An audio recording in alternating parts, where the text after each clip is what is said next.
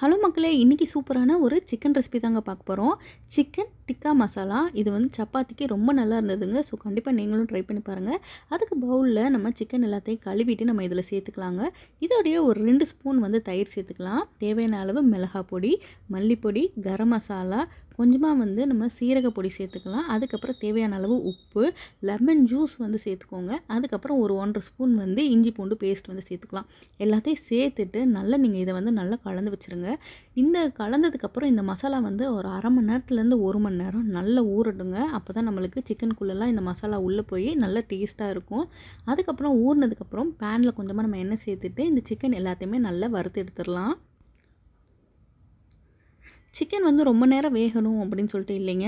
Just ஒரு 5லேருந்து 10 நிமிஷத்துலேயே chicken வந்து நல்லா சாஃப்டாக வெந்துடும். வெந்ததுக்கப்புறம் இது எல்லாத்தையுமே நம்ம வந்து தனியாக ஒரு பவுலில் வந்து நம்ம எடுத்து வச்சுக்கலாம்.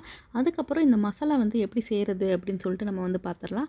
அதுக்கு ஒரு பேனில் கொஞ்சமாக நம்ம வந்து எண்ணெய் சேர்த்துக்கலாங்க. எண்ணெய் சேர்த்துட்டு பட்டை, கிராம்பு, லவங்கம் இது எல்லாத்தையுமே நம்ம சேர்த்துக்கலாம். இதோடையே வந்து நீங்கள் கரம் மசாலா வேணும்னா நீங்கள் சேர்த்துக்கோங்க. அதுக்கப்புறம் வந்து கொஞ்சமாக நம்ம வந்து வெங்காயம் வந்து சேர்த்துருக்கேன். சின்ன வெங்காயத்தை நல்லா வந்து சாப்பரில் கட் பண்ணிட்டு அதுக்கப்புறம் நான் இதில் சேர்த்துருக்கேன்.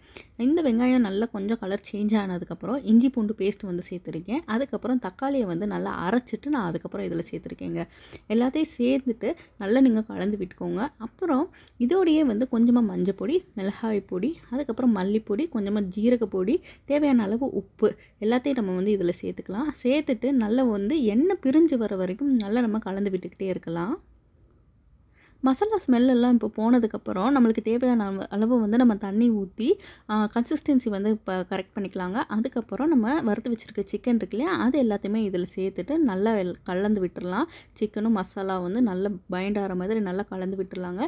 இது வந்து நான் சப்பாத்திக்கு யூஸ் பண்ணுறதுனால இன்னும் கொஞ்சம் தண்ணி ஊற்றினா நல்லாயிருக்கும் அப்படின்னு சொல்லிட்டு இன்னும் கொஞ்சம் எக்ஸ்ட்ரா கொஞ்சமாக தண்ணி விட்டுறேன். ஊற்றிட்டு இதோட கொஞ்சமாக கஸ்தூரி மேத்தி சேர்த்துட்டு ஒரு 2 நிமிஷம் கழித்து நான் வந்து இந்த சிக்கனை வந்து ஆஃப் பண்ணிடுறேன். ரொம்ப நல்லா இருந்தது இந்த ரெசிபி. ஸோ கண்டிப்பாக நீங்களும் ட்ரை பண்ணி பாருங்கள். ட்ரை பண்ணி பார்த்துட்டு மறக்காமல் கமெண்ட் பண்ணுங்கள். எங்கள் சேனலை இதுவரைக்கும் சப்ஸ்கிரைப் பண்ணலாம், சப்ஸ்கிரைப் பண்ணிக்கோங்க. Thank you all.